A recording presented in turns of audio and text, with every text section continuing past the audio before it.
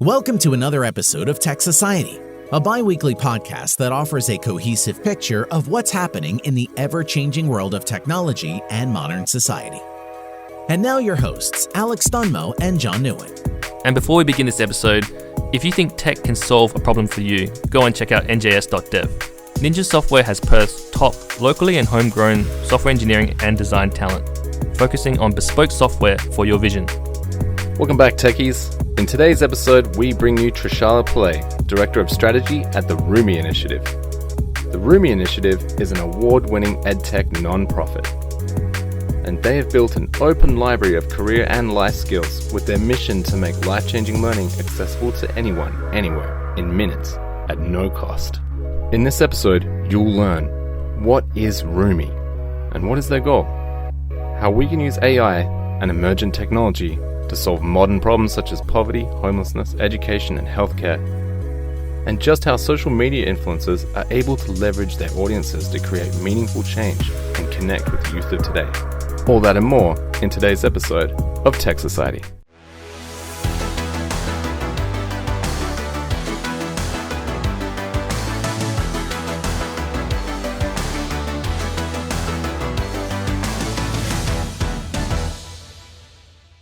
So I'm Trishala. Where I've been, so I guess I've been working in tech, specifically building Canadian technology companies for the past 5 to 6 years. And in those 5 years, I've worked across multiple different sectors with different kinds of organizations. So I started my career at Shopify. I'm not sure. Shopify has a huge presence in Australia and all parts of the world. So it's familiar. So e-commerce, tech, and was really a part of the team that started selling the enterprise software, which was Shopify Plus, for larger retailers. So that was an immense opportunity. I got to learn a lot about retail, omni-channel commerce, and sort of the future of commerce and the kind of opportunities and challenges that exist. So that was a great experience. And Shopify's platform at the time was an early example of a platform with a lot of automation and AI embedded into it. Personalized e-commerce was very much a part of the value prop. And so I got really intrigued by that piece. And I wanted to know more about, what is this thing called artificial intelligence? How can it be leveraged across different sectors? What kind of opportunities exist there for effectiveness and efficiency of certain experiences? And so that naturally sort of took me to my next stop in my career, which was working for an AI boutique consultancy firm that would develop custom machine learning models and AI-driven platforms, again, for enterprise organizations, but in a more broader context. So while we worked with retail and looked at sort of personalized commerce, we were also working on a lot of workplace tools and thinking critically about the future of work, which was very interesting as well. And so I spent around 3 years there working with many North American organizations, as well as partners, which were other big technology companies like Google, IBM, Amazon, where we were their business partner. And I got a good, lay of the land of the ecosystem, the tools that exist, what's happening, where it's being applied, what are some of the conversations in those boardrooms at those big tech companies that are happening around, and specifically conversational interfaces, which is essentially like your Google Assistant, Alexa world of tech. And that led me to where I am today. So it feels in a lot of ways like a 180 flip, that I'm working right now with a technology nonprofit, which I never thought I would find myself working with a nonprofit, because it's always been associated with being a bit slower moving and monotonous. But it's been really great, because I think in that journey, what I learned was that there's so much potential to apply AI to some of humanity's most critical needs. And that's where I personally wanted to contribute. How can we use artificial intelligence and emerging technology in general to solve poverty or homelessness or education, healthcare? Those were the kind of challenges that I found most meaningful. And frankly, it's such a large space. It's very untapped if you look at sort of the potential there. And that's what I'm doing right now at Rumie. So Rumie is an education technology nonprofit. I'm sure we'll go into some of the nuances there, but that's my journey in a nutshell. Can you tell us a bit more about how the nonprofit got started and how they found you, or you found them? Yeah. Absolutely. So Rumie we're a Canadian technology nonprofit, but we work across 30 different countries. We're very global in terms of our impact and operations. Rumie started back in 2008. Our founder and current CEO as well, Tarek, really started it with his personal savings, and he He built a bunch of low-cost, tablets that were manufactured specifically for underserved communities. And what we did was we curated and uploaded offline content onto those tools and then distributed it with a large ecosystem of nonprofits and community groups to reach individuals in, say, remote villages of Guatemala, to communities in Afghanistan, even in Canada, Indigenous communities. So that's kind of where we started. And then, as I'm sure you've seen through your work as well, in the past 8 to 10 years, technology has just been so democratized. More and more people have access to smartphones or a device of some sort and access to connectivity. And it's increasingly the trend upwards. It might not be reliable connectivity, but it's there. So we sort of went through a natural evolution of our tools and products. And as we were listening to what learners wanted, what we heard was there was a lot of curriculum-based resources and content and technology. But what they were looking for was more of the 21st century life and career skills, that informal, what we call soft skills. That was where the biggest opportunity for them existed. And at the same time, we've seen, especially within youth, some changes in sort of their behavior and the digital environments that they're used to and that they expect in a lot of their experiences. So Rumie today is essentially an open library of life and career skills. There's so much research and thought that's gone into why it is the way it is, but it's really catering to youth with lowered attention spans. They want instant learning experiences. They want it to be as easy as social media, frankly, and fun, interactive. So that's really how the learning style was built, and that was what was kept in mind. And in terms of how I joined Rumie, I had my eye on Rumie like years before I had even joined. At the time, I think there was a picture I saw on my LinkedIn of the Prime Minister Trudeau with Tariq, the founder of Rumie, and that kind of caught my eye. And I was like, what is this? Because I was very interested in humane technology, but couldn't find a lot of examples around me where I would be able to contribute. So I had that company on my radar. And so when I was searching for new opportunities that was a bit more aligned with what I wanted to do, Rumie was really at the top of my list. And it just so happened to be that they were recruiting for a role that was very much aligned with my skill set. And so, that's kind of how it all happened. I think a function of timing as well as, I'd say mostly timing. And that's kind of what led me to Rumie. So I started right at the start of the pandemic. So virtually onboarded and have only met my coworkers in person probably like 5 or 6 months into working at Rumie, which is that's essentially how I got to learn of the organization. Did that cause any challenges in not actually kind of getting to meet them properly for 6 months? It's interesting. I got a lot of opportunities to reflect on that whole experience. I think I love the work from flexibility. I think there's so many advantages to it. We know how to be a bit disciplined and set the right boundaries. But I think it is very difficult to build new relationships virtually. I think it's very easy if you're using it to stay in touch with close friends or family or even coworkers you've worked with for years. They understand you a bit better. They know what you're like. But I think building new relationships with people you've never met before, it's a bit difficult. You need to be a bit more deliberate and intentional about booking time outside of meetings to connect one-on-one. I find when you're on Zoom meetings, you're a little more like cautious of the minutes, and there's not as much freedom to go around that and discuss, non-work related things. So it takes a bit more of an additional effort, and you just need to be cognizant of it. But otherwise, it was actually really smooth. I had no complaints as such, other than the memes that are going around right now of Zoom calls and unmuting and all of that. Other than that, it was pretty okay. How have you brought your AI and machine learning experience to Rumie? Rumie is a platform that has a lot of AI and data embedded into the tool, and it will have a lot more of that in the future as well. An idea of how that kind of what that turns into in terms of outcomes for learner. It's really an individualized, differentiated learning experience, curating a path of bytes that get you to a certain outcome. Essentially, the tool should get to a point for many users as you use it more and more, where it kind of just understands what kind of content you're looking for, surfaces appropriate byte. That's where we hope to get to as people use the tool more, as we scale more. In terms of how I'm bringing my AI, skill set and just understanding of the space to the table, I think for me, something I'm really proud of is that I'm not a technologist. I've never, well, in its traditional sense, I'm not trained in engineering or computer science. I did my undergraduate degree in economics. So I have a very liberal arts kind of background. And I find that to be such a valuable skill set because often a lot of the teams working on AI or tech are from engineering. And so how I contribute is through my lens of AI through a social lens, being able to work with our teams or share back feedback based off of what I'm hearing from learners or community groups we work with, and translating those insights into something that means something tangible for our technical teams is where I spend some of my time or take extra initiative because I find it interesting.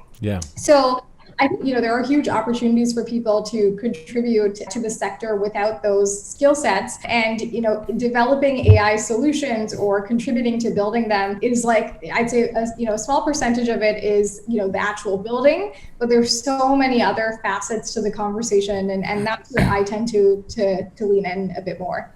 Rolling back a lot, back to Rumie and what it is. So a quick search tells me that it is a micro-learning platform. How does Rumie sit in the grand scheme of the recent boost in popularity of Coursera and Udemy and all that kind of stuff? I went, if you go to the website, you see Rumie, it's like tiny little courses. So can you talk more about micro-learning and what it is? Yeah, for sure. So micro-learning has actually been around for a couple of years now. It's constantly evolving and is essentially an alternate learning style or model that is a direct outcome of what modern learners need. So micro-learning is, it's pretty literally, learning in small chunks, digestible. It's often single concept learning. So a lot of the bites that you see on Rumie, they won't go and touch on, multiple topics. It's very digestible in that it's focused learning. It's very applicable, relevant, and so it touches content a little bit as well. But microlearning, essentially, the format of it, that small chunk learning style improves, and now we have enough data to see this, improves learning by like approximately 20% in terms of the learning retention, completion, engagement. So there's so many benefits to microlearning, but that's what it is at its core. Rumie, we've kind of taken, I feel like every platform takes microlearning and makes a version of it on their own. And so for us, what microlearning means is that it's quick learning, it's single concept learning, but it's also engaging, it's fun. It's because our platform, we see a lot of uptake amongst youth of the tool. We're trying to do things that make it, and kind of like education and entertainment. Just browsing through it feels kind of like if you Netflix, like an older brother or older sister who's like, this one, what should I consider before I move out on my own? So that's the kind of thing you only get that knowledge from. For sure. So it's very rooted in like call to actions. The goal is to really build a tool where someone can learn something that's life-changing in under 9 minutes, but they know exactly where to start after they've, applying it to their life, after they finish completing that bite. And there's actually a huge gap in the learning ecosystem. You spoke a bit about Coursera, Udacity. I think those tools are fantastic, and in all transparency, they're complementary tools because we see ourselves as a supplemental learning tool alongside those organizations. Because Coursera, Udacity, you can get, there's more of a badging thing. You could get a certification after it. It's a course, there's a curriculum. It might be smaller than, say, enrolling a semester in a university, but you're able to self-serve, learn, do it at your own pace. But it is still, a minimum of, say, 24 hours to complete a course for some of the courses you see on the tool.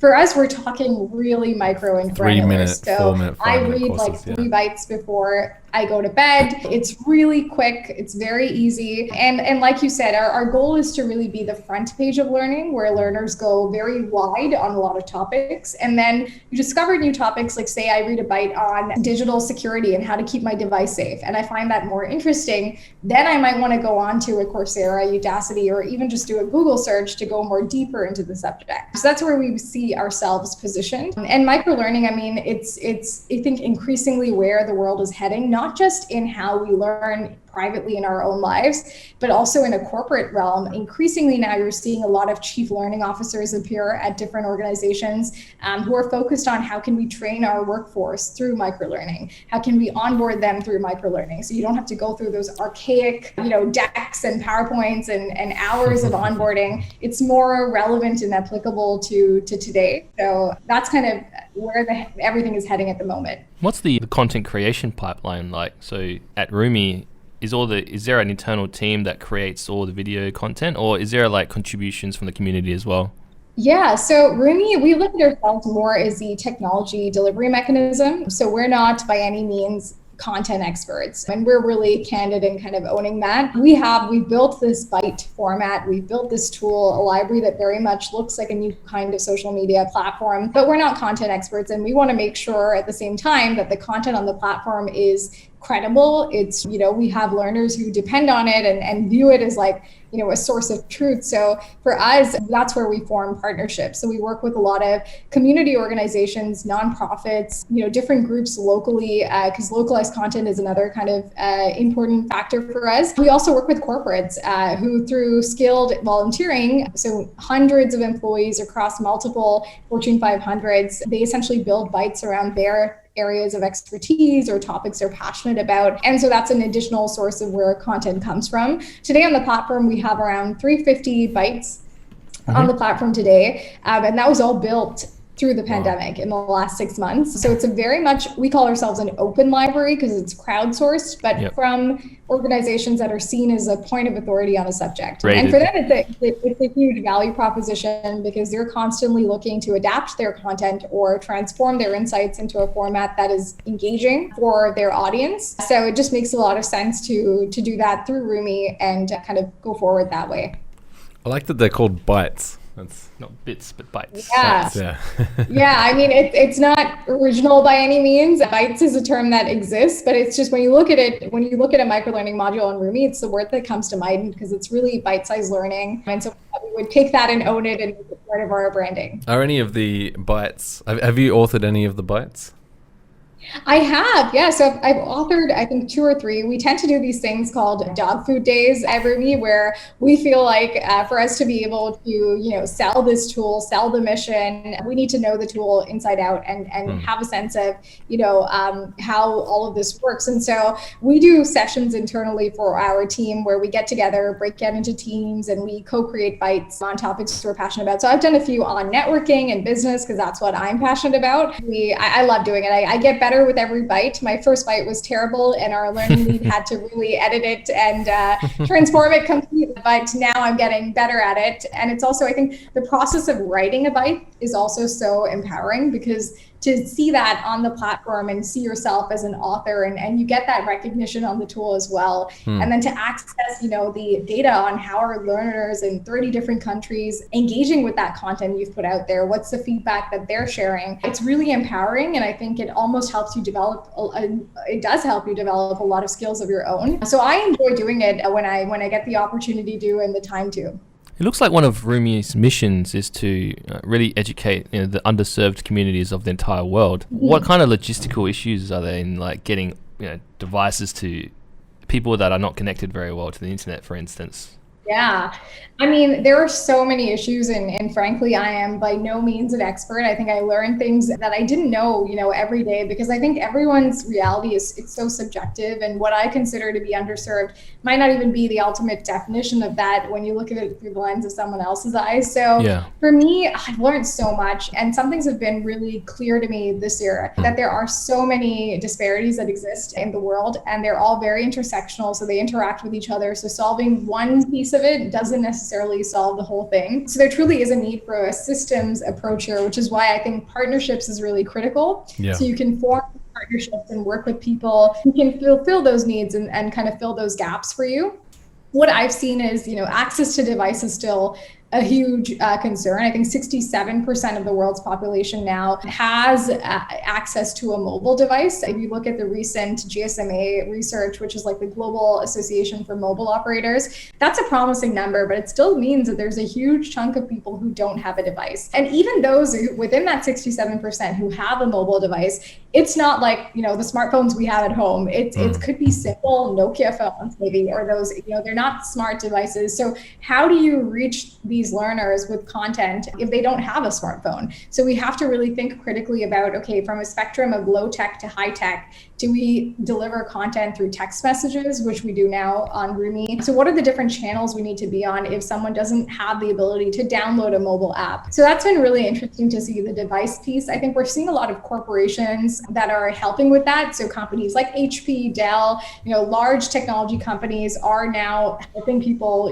through recycled devices or distributing old devices. That's becoming a corporate philanthropy thing, which I think is great. There's also a lot of new recycled device organizations that are extremely profitable. There are some creative business models around it. An example of a partner we work with, EcoATM. It's fantastic. They take old devices that people can literally drop off at kiosks at Walmart and other stores, or you can do it through e-commerce, and that gets distributed to learners in underserved communities or people who need that device. Another challenge has honestly been connectivity. So as you were saying, many people have access to connectivity today, but I can say even for myself, living in like a very cosmopolitan city, downtown core, I would consider myself very privileged. Even people like me struggle with reliable connectivity. So that's a huge challenge. How do we get to a point where everyone has reliable connectivity? We've all felt our Zoom calls being patchy here and there. So for underserved people, those challenges are even more amplified. So I think that's something that, again, a lot of companies are doing things around, broadband connectivity for these lower income neighborhoods to help with that. And the other challenge I've seen is, frankly, when it comes to content and learning specifically, this is really amplified within underserved communities, is the guidance and training piece, right? When platforms like Facebook, Twitter, Instagram came around, we never really got any training on how do we use these tools. How can we drive outcomes for ourselves that are positive by being on these platforms? I don't think I fully understand that yet. I have now because it's taken a lot of initiative, but maybe when I was 14 and I got Facebook, that you didn't have any training. So some of the things we see is a lot of, the next billion internet users, they gravitate towards social media because it's easy, but there's also so many negative things that are coming out of these platforms. Like in India, you see, violence happening from WhatsApp, which then extends into real life. There's so many real challenges. So how do you give people that guidance and support around the technology so that once they have the device, they're actually using it for good things versus making, TikTok videos? Not that that's bad, but a balance is great. And I think that's another challenge we're seeing around the usage and adoption. Before we continue this podcast, here's a message from our sponsor. We believe that you can create art and beauty with technology. We think big. We move quietly. We are Ninja Software.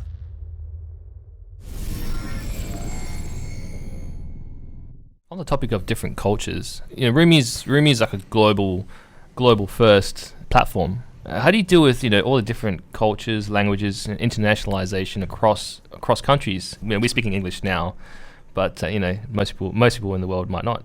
Yeah, so I think I would separate that question as like culture and languages, because I think languages is actually a fairly simple hurdle to cross. There's so many different tools or even partners like Translation Beyond Borders that you can work with to translate content. I think that's a really easy piece to figure out. And we're doing that today. Bytes are available in Pashto and Dari because we do a lot of work in Afghanistan. We're slowly translating to many different languages around the world.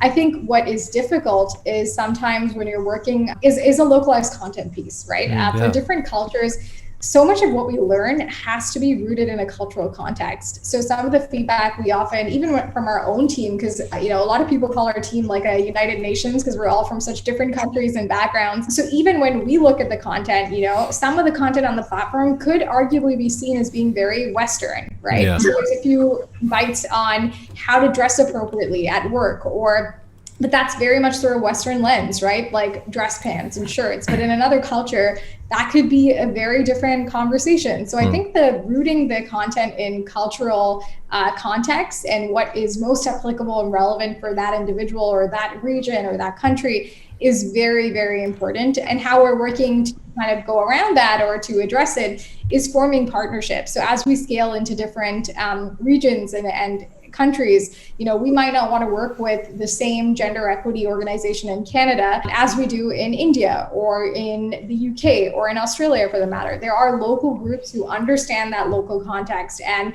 can build the materials a lot more better, because at the end of the day, for us as a technology company, we want adoption, engagement, usage, and that's what drives our impact. If people use the platform, they benefit from it.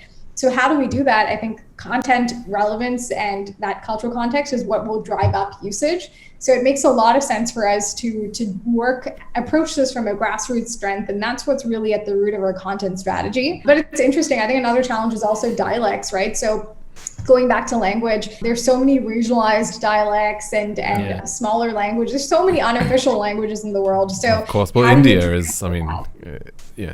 itself is, I can't remember how many languages, but it's a lot. It's a lot. It is, yeah. There's so many regional versions of it. So how do you really, for it to be an individualized learning experience, how do you do that? And I think some of the translation mechanisms we have today might be able to translate to official language as well. But as you get to some of those regional ones, who do you turn to? Do you have to build the content again? Like it's quite I think that's a challenge that we'll definitely come up against in the next coming years, I would say, for sure. Has 2020 seen any upticks in byte consumption since everyone's stuck at home? Yeah, so for us, Rumie has, as I was saying earlier, we started with like the offline tablet model. And so this year, it happened to coincide with the pandemic, but this year was really the upgrade of our tools. So we silently the library that you see in March of this year. I joined the team March 23rd, and we've basically built the content, we've validated the model, we formed our partnerships, figured out our business model, all in the past 8 to 9 months. I've just hit 10 months at Rumie. So that's really like everything that's happened has happened this year through the pandemic. So we have, of course, there are, Rumie has historically served 100,000 learners from 30 different countries. And so a lot of some of the learners have been transitioning onto the new model from the offline. And some of our learners are, frankly, we're still supporting them with the offline tablet-based model, because that's really key for them, especially within, say, like Indigenous communities. The offline content is still so important. That being said, we've managed to, in the last couple of months, like I'd say strictly like the 5 months, access a whole new audience of around 10,000 new learners. So that's happened this year. I think it's great because education has taken a huge hit this year. So many children and youth and young people are out of schools. They're not engaged. Like I was actually on a panel for Project Voice with Bradley Metrock, who's like a voice tech evangelist. And he was saying about how he's heard stories from, his friends' children and their children not attending school because it just isn't impactful and effective. And so they don't even log on to Zoom. So I think it's really interesting what we've seen as a natural uptake of a tool like this, because it kind of fits into their life. We're not asking them to download a WebEx or Zoom, or really, we're not forcing them upon it. It's something that's just fun. And it's something that, and we're also seeing generally a lot of young people are trying to limit their social media usage. We're seeing a bit of a wave now of people who are starting to get more enlightened about the harmful effects. So they're looking for alternatives. So I think platforms like Duolingo and Rumie and many others. There's another one called Daily Aloha, which is like a empathy training sort of skill application. There's so many of these new tools, and it makes people feel good. So I think that's what's kind of driving the consumption. Do you think the youth of today, figuring out the negative impacts of social media because it's affecting their parents?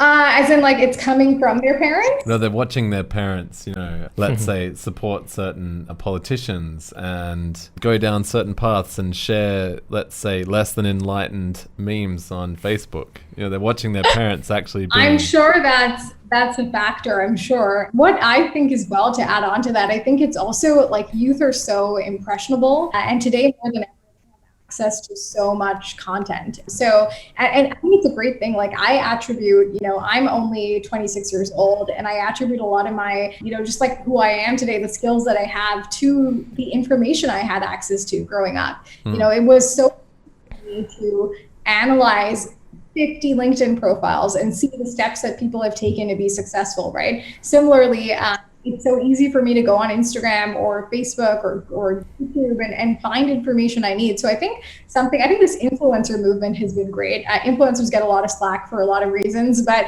I think, one thing they've done well is there are some influencers on social platforms that are enlightening their audience on who kind of look at their word as like the ultimate truth. They're enlightening them or sharing challenges that they've had with mental health and stress and self-esteem. And I think that is helping young people, especially young women, really own some of those challenges that have been historically laid on upon us, from generations to generation. So I think that's more access to information and positive that is in these platforms if you seek it. I think another thing is just like there's just a lot more advocacy happening, and that's relevant to that demographic. So, on Netflix, having a documentary on this topic and knowing the number of young people who binge watch shows on Netflix, just to have it there and have it surfaced and promoted and trend platform, there's just more noise, and whether you do anything with it or not is up to you, but it will subconsciously kind of play in your mind. So I think those are some of the positive things that are happening. And I think in general, there's so much going on in the world, and these challenges are getting exacerbated on a yearly basis, monthly basis. And I think young people, more than any other generation, have a very strong sense of purpose, and they want to do something to fix it. They want to contribute. So I think there's also a layer of, say, frustration, and they want to take control and ownership of their lives, which you see more in young people than other generations. So I think that's youth revolution going on alongside the digital revolution that's contributing to the general kind of negativity around social media. What's the future for Rumie? What's going to happen in 2021 and onward? Yeah, so in 2021, kicking off like a bunch of new partnerships. So we're hoping to see what will come of that is a lot of new content on the platform, specialized content, very interesting content around new topics, which even frankly, I'm excited to learn about. The other thing is, we've got a bunch of new corporate partnerships as well going into the new year. So what the funding will allow us to do from a product standpoint to continue to make it more of an effective, efficient experience, that's really exciting. Honestly, the one thing this year has taught me is that you cannot plan anything. We're trying to just take it by the day. Lots of exciting things. And I think generally it's the mechanism that people are seeing as being promising. So the ability to use this as a channel to connect and reach different audiences can be applied to such different, realms. We can use Rumie to support prison inmates learning individuals with, say, attention deficit disorders, because it's quick. And so there's just so many applications of it. And I don't think we've covered like the half of it yet. So more of experimentation and more learning in 2021. Brilliant. All right. We have one final question for you. We always end our interviews with a whimsical question. Okay. So I don't know how familiar you are with wrestling, but when the wrestlers come out to start their fight, they have their intro music. So the lights go down, the smoke machine starts, and their song plays that's supposed to kind of introduce the crowd to their character, right? What is your intro music? Yeah, I think this is in the context of everything we're talking about and all the problems in the world today and opportunities. Like the cringeworthy answer I would share is probably Coldplay Fix This, only because there is so much that needs to be fixed. And when we come out of this pandemic as well, we're going to need music like that to inspire us and uplift us and make us feel really driven and passionate. So yeah, I mean, I feel like I'll have another answer that I'll probably email you back with, but that's what comes to mind. That's right. No, that's good, brilliant. Thanks. Really good choice. All right. Cool. All right. Thank you so much, Trishala. You've made it to the end of another episode of Tech Society. Thanks for listening. In this month in tech history, March 5, 1995, the Yahoo search engine officially launches on the internet. 13 months later, Yahoo holds its IPO at a price of $13 per share, peaking at $475 in January 2000, before falling to $8.02 in September 2001. Make sure you hit us up on Twitter @Tech Society, head over to the website, subscribe to the newsletter.